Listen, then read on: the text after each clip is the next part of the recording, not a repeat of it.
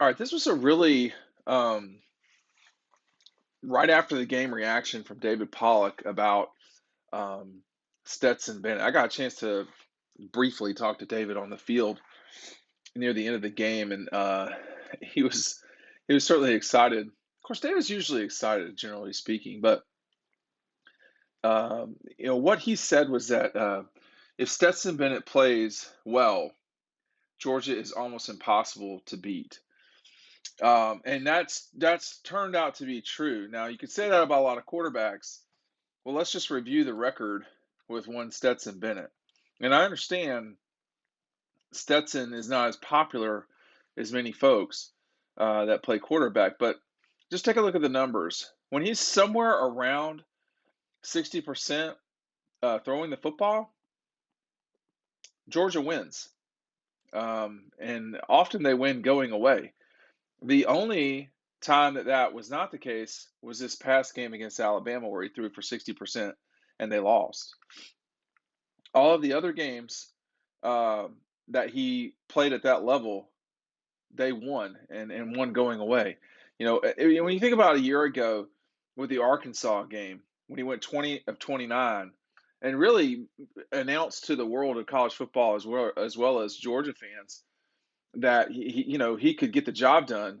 Um, it was a shocking thing, but he was clearly better than Dwan Mathis, who was the starting quarterback at the time, and looked unbelievable out there running around. He just was not playing very good quarterback. A week later against Auburn, he played pretty well. He's played pretty well against Auburn twice. I think he played okay against Tennessee. And then he had the three interception game against Alabama, 18 of 40, 45% completion rate. It was a disaster. And then couldn't really get anything done against Kentucky, two interceptions. He just started not playing well at the conclusion of his time playing in 2002. I mean, he played really well against Auburn, Arkansas, and Tennessee. I wouldn't say that against Alabama, and then of course he got hurt in that Florida game. I'm not holding that against him in 2020. But a year later, Stetson started really performing at a higher level. The completion percentage was better. The just quarterback play was better. Obviously the way he played against UAB speaks for itself. 83% completion rate with 5 touchdowns. I mean, 5 touchdowns out of 10 throws, or excuse me, 12 throws. Uh, Against Arkansas, 7 of 11, 14 of 21 against Auburn with 41 yards rushing. He had 37 yards rushing against Vanderbilt. Against Kentucky, 14 of 20, 22 yards rushing. Against the Gators, which was his worst game of this season, I would say, just period. 10 of 19 for 52%, two interceptions, 35 yards rushing. He did not play well against Florida. Okay. Missouri, 13 of 19, 17 of 29 against Tennessee. I thought he really played well against Tennessee, generally speaking. And then, of course, the game against Georgia Tech, not a real challenging game for him. 4 touchdowns, no interceptions. I mean, lately he's thrown a lot of touchdowns. His last 3 games, he's thrown 10 touchdowns. That's not nothing. 10 touchdowns to 2 interceptions. Almost half of his touchdowns, not well, half of his touchdowns have come in the last 4 games that he's played. So he's picked up the production for sure. And only, three of his, so about half and half of his touchdowns and interceptions have come of late. I don't think 10 and 2 and touchdowns to a 5 and 1 touchdown to interception ratio is bad at all. I mean, that's a perfectly adequate um, production from a quarterback. But David, if you've been around the block for a while, or you watch David Pollack, he does not hold back. He's not going to sugarcoat things. He's never been that way in the last 20 years. That's just who he is, and I think he's right. I mean, I think that if Stetson plays well, they are almost impossible to beat. Yeah, that's right. The only but in all of that is, can you do that? But can you do that against Alabama? And he did play okay against Alabama. He just didn't play really well against Alabama this past time. I mean, 29 of 48, the 2 interceptions, 3 touchdowns, 60% passing. He didn't really do much on the ground, which I think was problematic. I think if you're Georgia, you want Stetson somewhere around 30 to 40 yards in rushing, including sacks. It gets you kind of in an ideal position to where people have to honor him running it.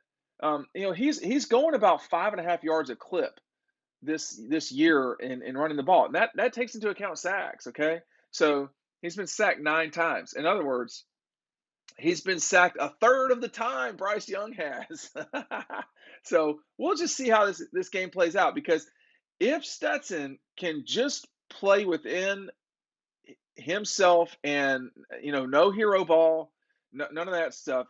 If he just plays and he's allowed to play within himself. I was watching Monday Night Football with the Manning brothers, and Aaron Rodgers was talking about Baker Mayfield, and he was like, "Hey, just give him some help."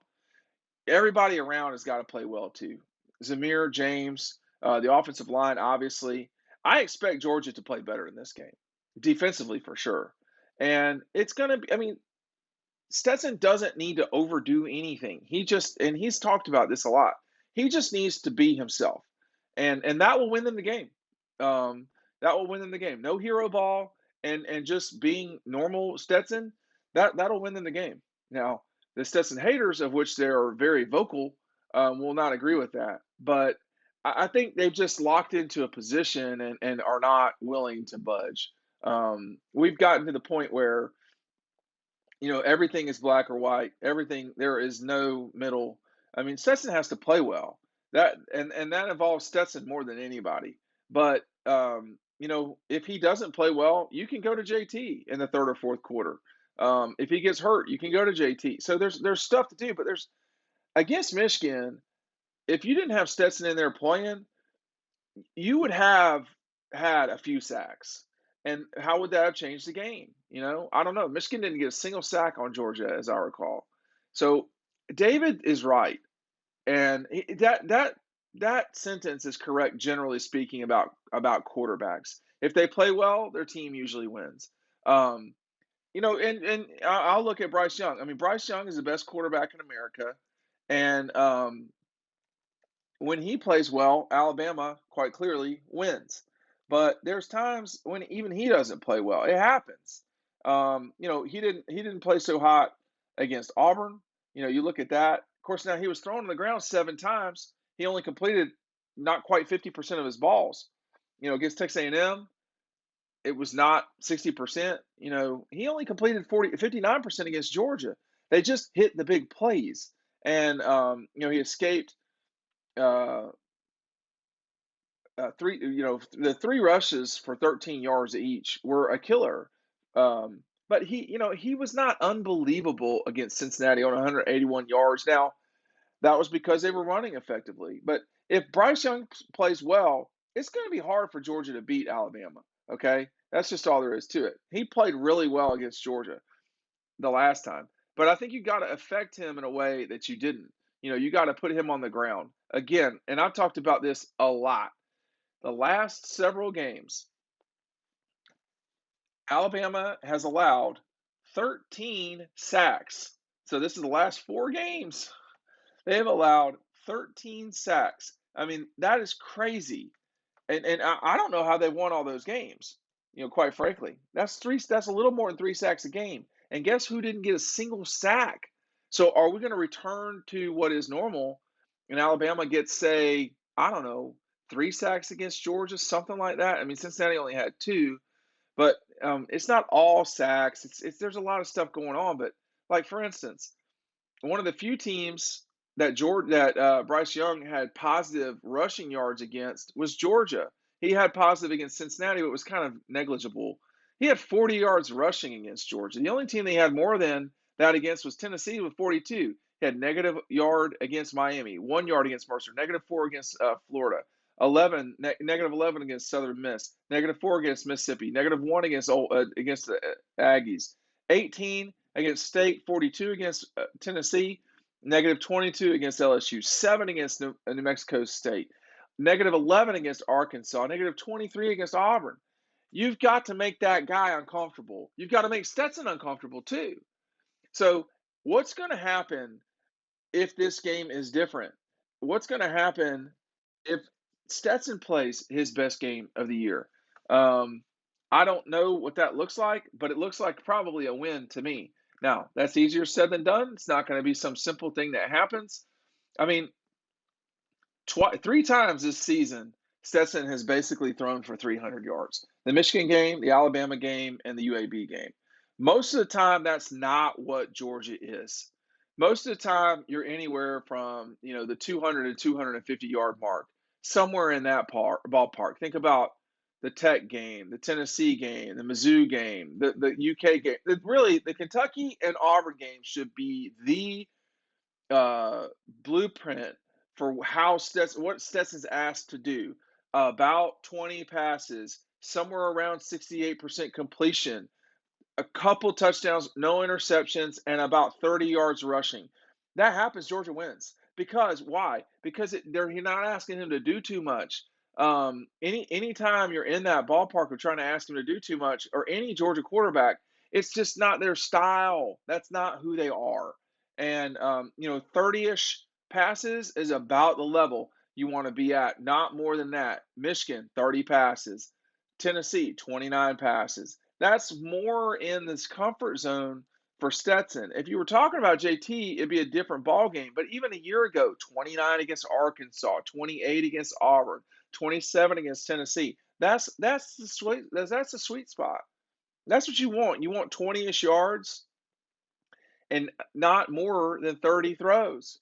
That means you're controlling the game all the way. But I think David's right. I mean, David, um, you know, if Stetson plays well, they are almost impossible to beat. Maybe he was being a prisoner of the moment, but I'm gonna tell you, man, on the field after that game, it was hard not to be a prisoner of the moment. Just the same way it was hard to not be a prisoner of the moment after the SEC championship game in Atlanta. I mean, when something happens and you're reacting to it, it's hard not to zone out of what just happened immediately right in front of you. And David, that was probably an hour or so, maybe an hour and a half after he was on the sideline. But I he's right for sure. The question is if Georgia can replicate what they've done in the past, having success with Stetson. Fewer than 30 passes, about 30 yards rushing, obviously no interceptions, and maybe two or three passes for touchdowns. That's the key. That's the goal. Can they do that? I don't know. We'll see. We'll see you over on the website, dogpost.com. Thanks for watching. We'll see you over there.